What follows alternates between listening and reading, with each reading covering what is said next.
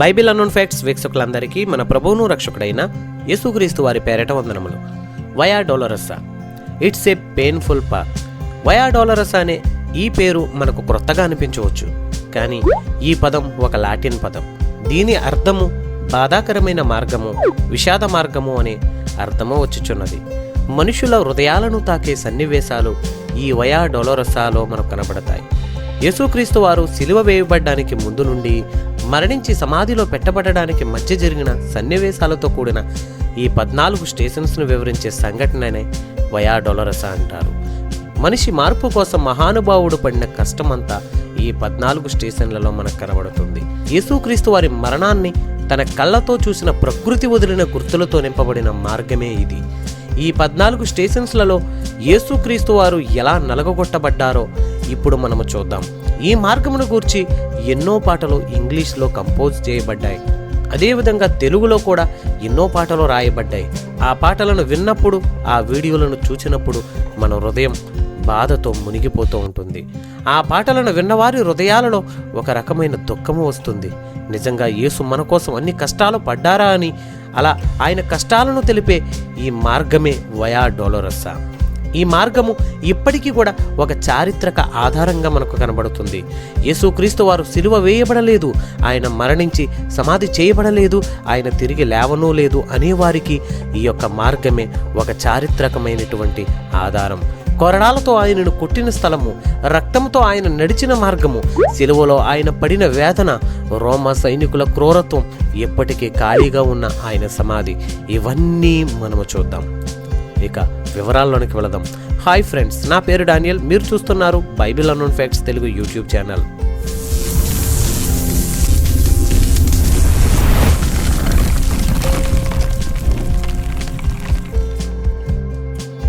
Station number 1.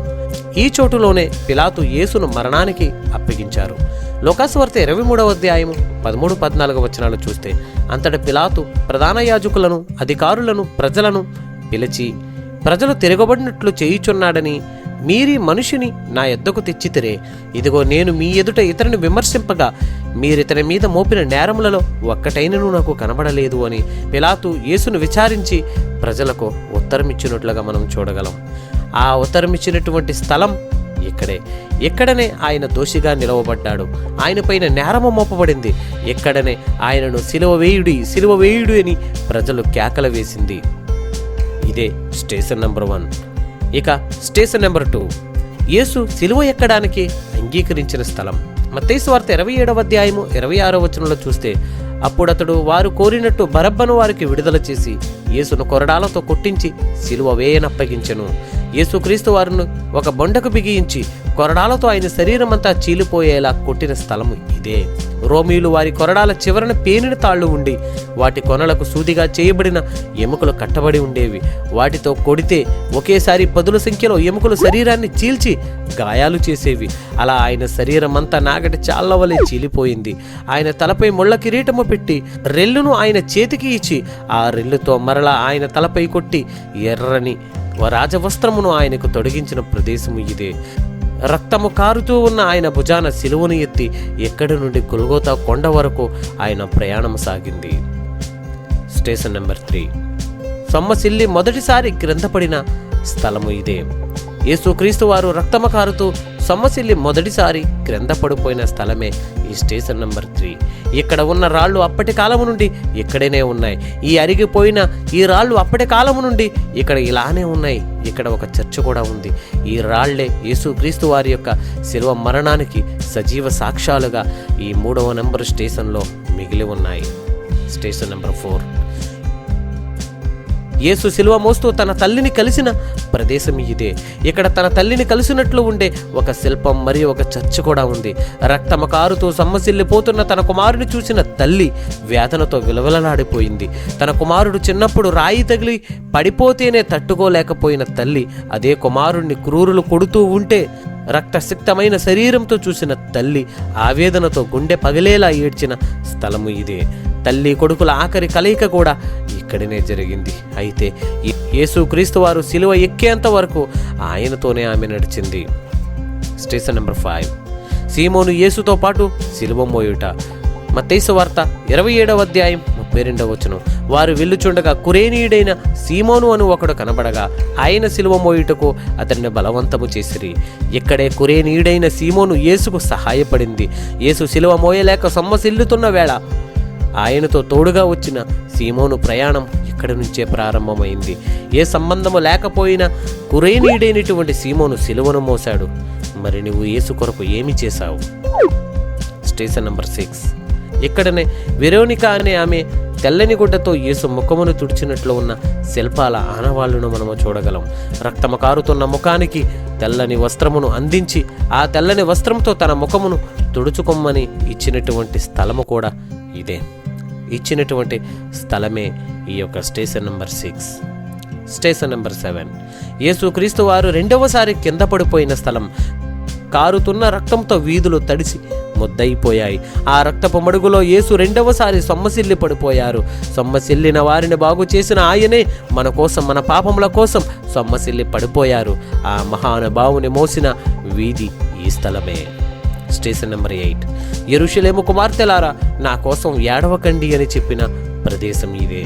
లూకాసు వార్త 23వ అధ్యాయం 27 నుంచి 31 వచనాల మధ్య రాయబడిన సందర్భాన్ని గమనిస్తే, గొప్ప జన సమూహమును ఆయనను గూర్చి రొమ్ము కొట్టుకొనుచు దుఃఖించుచున్న చాలా మంది స్త్రీలు ఆయనను వెంబడించిరి. యేసు వారి వైపు తిరిగి, యెరూషలేము కుమార్తెలారా, నా నిమిత్తము ఏడవకుడి, మీ నిమిత్తమును మీ పిల్లల నిమిత్తమును ఏడువుడి. ఒకరోజు యేసును చూచి కనిన గర్భము, నీవు కుడిచిన స్తనమును ధన్యములని చెప్పిన స్త్రీలతో, ఇదిగో గొడ్రాండును కనని గర్భములను పాలీయని స్తనములు ధన్యములైనవని చెప్పు దినములు వచ్చుచున్నవి అనే మాట యేసు మాట్లాడారు. ఎంత ఆవేదనతో ఆ మాట మాట్లాడు ఉంటారో ఒక్కసారి ఆలోచించండి. అప్పుడు మా మీద పడుమని పర్వతములతోనూ మమ్మను కప్పుడని కొండలతోనూ జనులు చెప్పసాగుదురు. పచ్చి మానుకే వారు ఇలాగు చేసిన ఎడ్ల ఎండిన దానికేమి చేయుదురో అని యేసు యెరూషలేము కుమార్తెలతో చెప్పిన స్థలము ఇదే. Station number 9.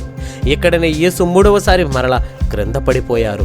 తన కుమారుని కష్టమును చూసిన తల్లికి చిన్ననాటి సంఘటన గుర్తుకు వచ్చి తన కుమారుడు పడిపోతే ఆమె పడిన ఆవేదన మరలా జ్ఞాపకము చేసుకొని కన్నీరు మున్నీరైంది. మరలా శిలువనెత్తుకొని యేసు తన ప్రయాణమును కొనసాగించారు. అలా గొల్గోతా అని పిలువబడే కపాలమనబడిన స్థలము వరకు ఆ ప్రయాణము సాగింది. Station number 10. యేసును సిలువకు మేకులతో కొట్టారు. సుమారు 8 అంగుళాల పొడవును 3/4 ఇంచు మందముతో ఉన్నటువంటి మేకులను ఆయన కాళ్ళు చేతులలో కొట్టి వేదనకు గురి చేసిన స్థలము ఇదే.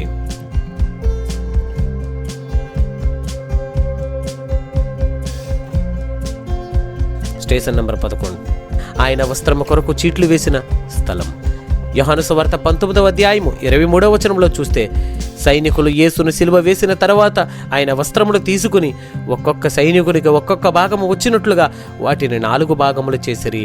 ఆయన అంగీని కూడా తీసుకుని ఆ అంగీ కుట్టు లేక పైనుండి యావత్తు నేయబడినది కనుక వారు దానిని చింపక అది ఎవనికి వచ్చునో దానికోసం చీట్లు వేయుదుము రెండని ఒకరితో ఒకరు చెప్పుకొనిరి.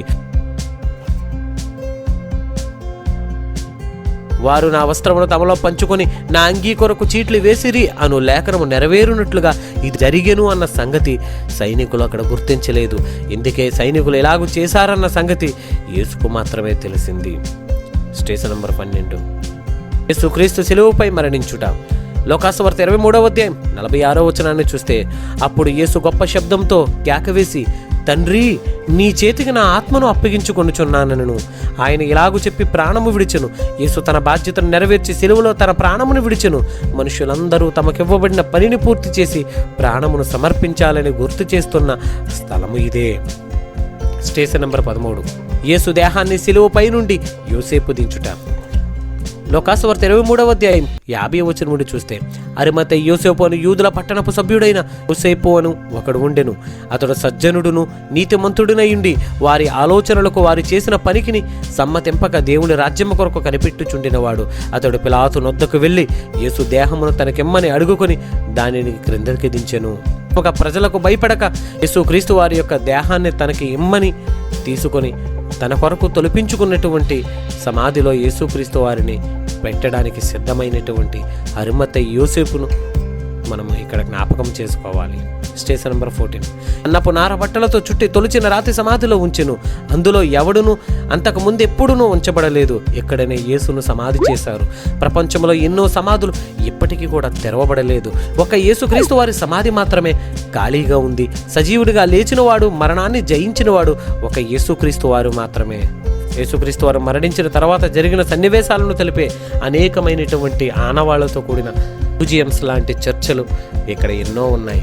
ఇలా ఈ 14 స్టేషన్లలో యేసుక్రీస్తు వారు పడినటువంటి ఆవేదన, యేసుక్రీస్తు వారు అనుభవించినటువంటి ఆ బాధ మనము చేసిన పాపముల నిమిత్తమై, మనము చేసినటువంటి దోషముల నిమిత్తమై మాత్రమే. ఫ్రెండ్స్, యేసుక్రీస్తు వారు మరణించింది మన కోసమే. ఆయన పాపిగా లేడు, ఆయన పరిశుద్ధుడు. మనం పాపులంగా ఉంటే మనం ఎక్కడ పాపంలో పడి చనిపోతామో అని మన కొరకు తన ప్రాణాన్ని అర్పించినవాడు. ఫ్రెండ్స్, యేసు మరణించింది నీ కోసమో నా కోసమే. పాపంలో నుండి బయటకు వచ్చిన తర్వాత మరలా పాపం చేయడానికి వెళితే మరలా యేసును సిలువ వేసినట్లని, సమాధి చేసినట్లు అనేటువంటి మాటను మరిచిపోకుండా పడినటువంటి ఆ వేదనను మనం జ్ఞాపకం చేసుకొని మరిచిపోని వారముగా బ్రతకాలని ఈ వయా డోలరోసా అనేటువంటి ఈ యొక్క బాధాకరమైనటువంటి మార్గం యొక్క విషాద గాథను మీకు అందిస్తుంది మీ సహోదరుడు డానియల్. ఈ వీడియో కనుక మీకు నచ్చితే వీడియోను లైక్ చేయండి, మీ స్నేహితులకు షేర్ చేయండి. మన ఛానల్ను మాత్రం సబ్స్క్రైబ్ చేయడం మర్చిపోవద్దు. మరిన్ని ఇంట్రెస్టింగ్ వీడియోస్తో మరలా మీ ముందుకు వస్తాను. Thank you very much.